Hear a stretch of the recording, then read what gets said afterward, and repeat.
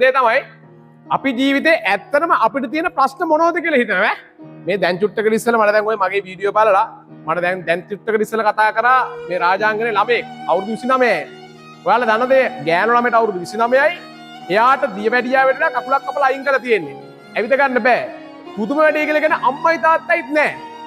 අම්මත් පිළිකාවක් ඇදලා මැරිලා. ඉන්නේ ලොකු අම්මයි ලොකු තාත්තයි ගාව. කෙල්ලෙක් හදා ගන්න කෙන සෙල්ලම්ද කියලා කියන්නකෝ. ඉන්නෙත් අම්මයි ලොකු තාත්තයි ගාව. ඔයාලා දන්න ලොකු තාත්තගෙත්, ඒ කියන්නේ ලොකු අම්මයි ලොකු තාත්තයි ගාව ඉන්නේ ලොකු තාත්තගෙත් උකුල්ලටේ පැනල එක තැන. බලන්නකෝ මගේ රත්තරන් අම්මේ අපිට මොනවද නැත්තේ? අපිට ඇත්තට මොනවද නැත්තේ?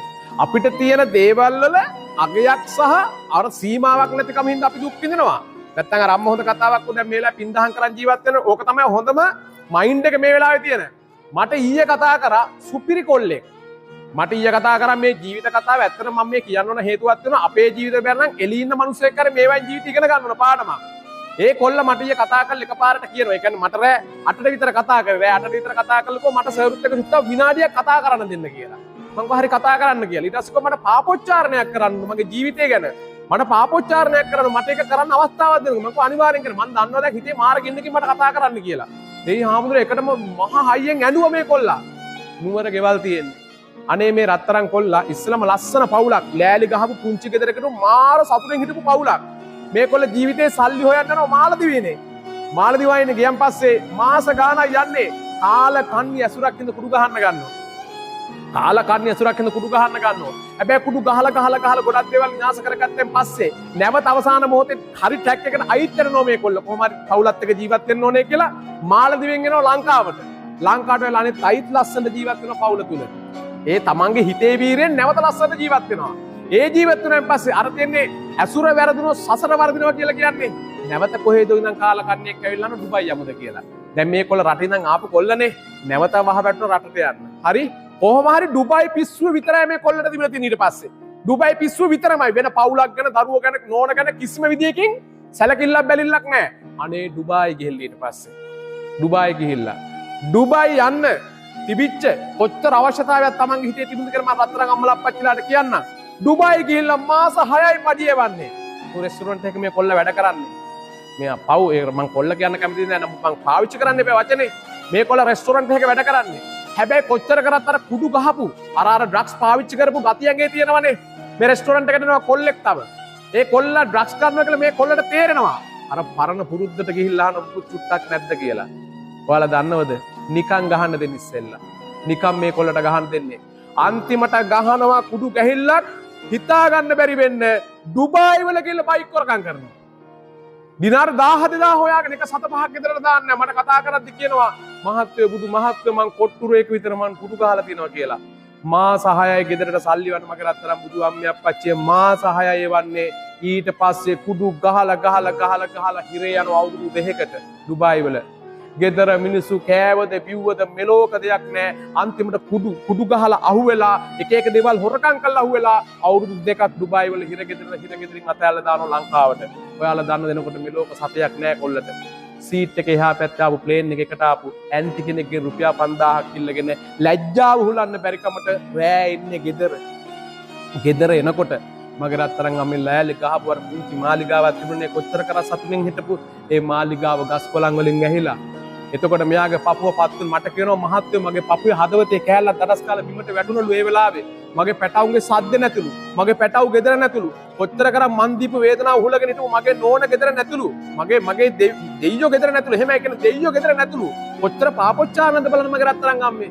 අන්තිමට දුවල යන්නේ තාත්තා ඉන්න තැනට. ඔයාලා දන්න මේ කොල්ලගේ තාත්තා කෝටිපතියෙක්. සල්ලි තියනවා. මල්ලින් ඉතාලි. එහෙම පවුලක හිටපු අහිංසක කොල්ලෙක් තමයි මේ තත්ත්වයටපත් වෙන්නේ. කියලා තාත්තෙන් කකුල් දෙක ගාවට ගිහලා වැදලා අහනවා අනේ මගේ නෝනකෝ. කියන්නේ නැහැ උත්තර. අනේ මගේ දරුවෝ දෙන්නකෝ. මට කියන්න තාත්තේ මං දැන් ආයි පාවිච්චි කරන්නේ නැහැ කිසි දෙයක්. නමුත් කියනවා ඔබට දැන් නෝන හොයාගන්නත් නැහැ. දරුවෝ හොයාගන්නත් නැහැ. මතක තියාගනින්. ඔබට කවදාවත් නෝන සමාව දුන්නත් ඔබ කරපුව බලු වැඩවලට මේ ස්වභාව ධර්මයට කවදාවත් සමාවක් දෙන්නේ නැහැ කියලා. හරිද?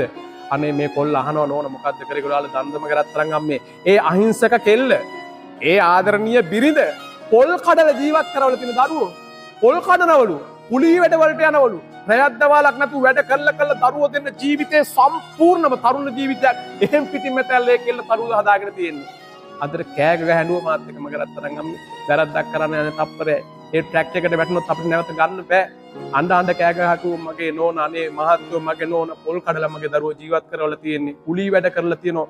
මගේ නෝනා ඉන්න වෙලාවට රැයට පිරිමි මිනිස්සු මගේ මාමම ගෙදරට එන්න අරන් තිනු මගේ නෝනා ගහලෙලවල තියෙන ඒ තරම් වැදගත් මගේ රත්තරන් දෙයියෝ කියලා නෝනට කිව්වේ අන්තිමට. දන්නවද? එහෙම කළා මේ කොල්ල කොහොම හරි දැන් කොච්චර කරත් දැන් කුඩු ගහන්නේ. නමුත් හොයලා මෙයා දැනගත්තා නෝනගේ නංගි තමයි දරුවෝ ඉන්න තැන දන්නේ කියලා.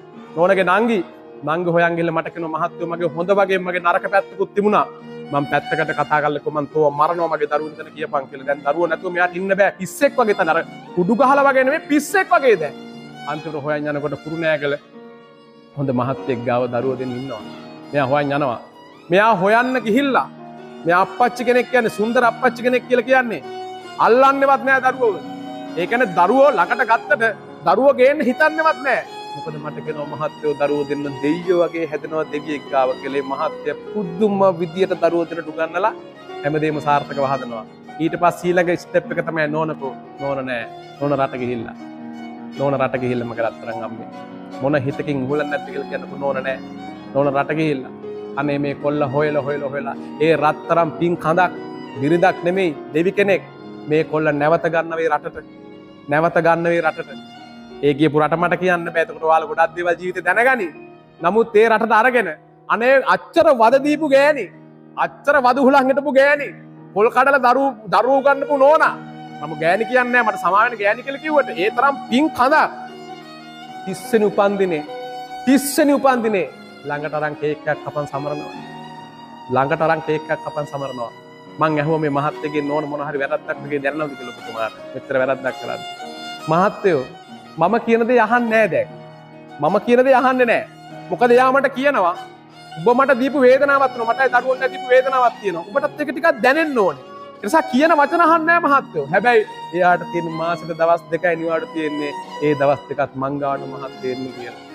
ඉතින් කොහොමද කියන්නකෝ මේ වගේ යසෝදරාලා තාම මේ ලෝකෙ ඉන්නවනේ මගේ රත්තරන් අම්මේ අප්පච්චි. හැබැයි කොල්ල මාර තැනක දැන් ඉන්නවා. එයාගේ ජීවිතේ එක තැනක් තියෙනවා දැන්.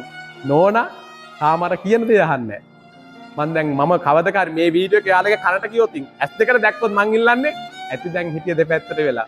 දැන් ලස්සනට ඉන්න වෙලාවේ ලස්සනට ඒ කැදැල්ල හදාගන්න කියලා නේ අපි අම්මේ. මං ඇත්තට මේ බුදුන්ගේ ඉස්සරහා ප්‍රාර්ථනා කරන්නේ ඒ පුංචි කැදැල්ල හැදෙන්න ඕන. අපි කවුරුත් ප්‍රාර්ථනා කරන්නේ ජීවිතේ කියන්නේ හිතලා කවුරුත් වැරදි කරන්නේ නැහැ. අනිවාර්යයෙන්ම හිතලා වැරදි කරන්නේ නැහැ. මං අනන්ත සංසාරේ පටන් මේ මොහොත දක්වා මා කලාව යම් පිනක් ගෙදී සියලුම් පින් මගේ රත්තරන් පැටව දෙන්න නේ.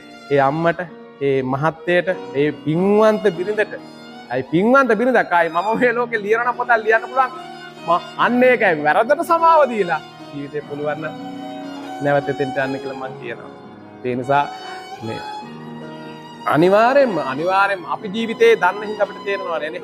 ඒ නිසා මම ප්‍රාර්ථනා කරන්නේ අනන්ත සංසාරේ පටන් මේ මොහොත දක්වා මා කලාව යම් පිනක් ගෙදී සියලුම් පින් මගේ රත්තරන් බුදුඅම්මලා අප්පච්චිලාට අනුමෝදන් වෙන්න ඕනේ. අනුමෝදන් කරලා චතුරාර්ය සත්‍ය අවබෝධ කර නිවන් අවබෝධ පිණිස මේ පින් හේතු වාසනා වේවා කියලා ප්‍රාර්ථනා කරනවා. ඒ වගේම නැවත කියන්නේ අපි කරපු සියලුම පින් ඒ පුංචි පවුලට අනුමෝදන් වෙලා පුංචි කැදැල්ල ඒ ආදරණීය මහත්තයා ඒ ආදරණීය නෝනා ඒ දරු පැටව දෙන්නත් එක 4 දෙනා ලස්සන නිවසක ලස්සනට ඉන්න ඕන කියලා මම මේ බුදුන්ගේ ඉස්සරහා ප්‍රාර්ථනා කරනවා.